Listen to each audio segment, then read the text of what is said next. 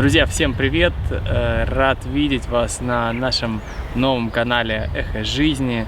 Здесь мы будем рассказывать вам про путешествия, про людей, которые живут в самых разных частях света. И сегодня это дебютное видео для новой категории, нового раздела для велопутешествий.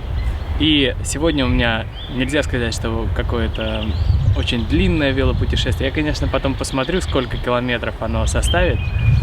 Ну, основной целью было проверить свои силы, как далеко я смогу уехать. Конечно, друзья, чтобы понять, что такое велопутешествие, нужно поехать в первое велопутешествие, потому что я, наверное, уже несколько месяцев пытаюсь поехать, стартовать и сделать такое пробное велопутешествие где-нибудь в Ленинградской области, и все никак не получалось. То погода испортится, хотя в принципе в любую погоду можно делать путешествие, но хотелось, чтобы хотя бы было сухо. И вот только становится сухо, только я собираюсь, готовлюсь, и сразу же на следующий день начинается дождь или снег. В общем, какая-то серия была неудач. Но я решил обмануть природу и отправился в путешествие неожиданно. То есть я даже особо с собой не брал вещей, я взял бутылку воды, всегда в рюкзаке у меня есть все камеры, то есть у меня такая студия с собой была на колесах. И у меня получилось, я проехал довольно длинную дистанцию. Мне удалось прокатиться и по хорошей дороге, такой гладкой, асфальтовой, потому что маршрут, который я для себя примерно выбрал, он располагает такими комфортными условиями. И также удалось прокатиться немного по лесу, выехать на прибрежную линию. И, друзья, я хочу сказать, что вот именно здесь Санкт-Петербург выглядит точно так же, как он выглядел в момент создания 300 лет назад. Я не уверен, что кто-то сюда приезжал для того, чтобы отдохнуть как-то, может быть, поставить палатки, ну или прокатиться на велосипеде, ну, на лошади, на карете. Но я слышал, что примерно вот из этих мест транспортировали огромный камень, на котором стоит медный всадник, прямо в город. И это была целая история, целая система, потому что 300 лет назад не так просто было взять, вытащить из земли громадный валун. И, кстати, его даже разделили, насколько я знаю, на две части. И одна часть, она вот до сих пор стоит, по-моему, где-то там. Я, наверное, сейчас постараюсь до нее еще доехать. Так что я думаю, что и 300 лет назад в этих местах бывали люди. Ведь как-то они должны были обнаружить вот этот громадный валун. А значит, они здесь либо гуляли, может быть, жарили шашлыки. Но сейчас об этом мы, наверное, и не узнаем. Кстати, хотел я сказать пару слов еще про велопутешествие. Потому что действительно самое сложное — это начать путешествие.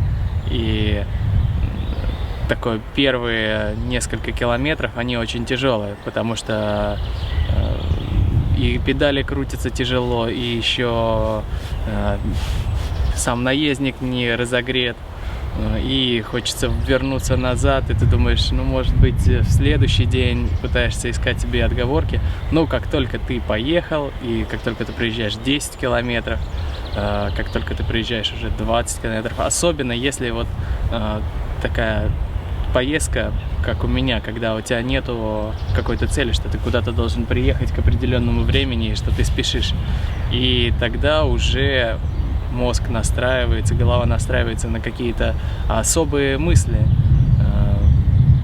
Это такой, мне кажется, что вид медитации, потому что есть возможность подумать, все мысли разложить по полочкам, навести порядок в голове.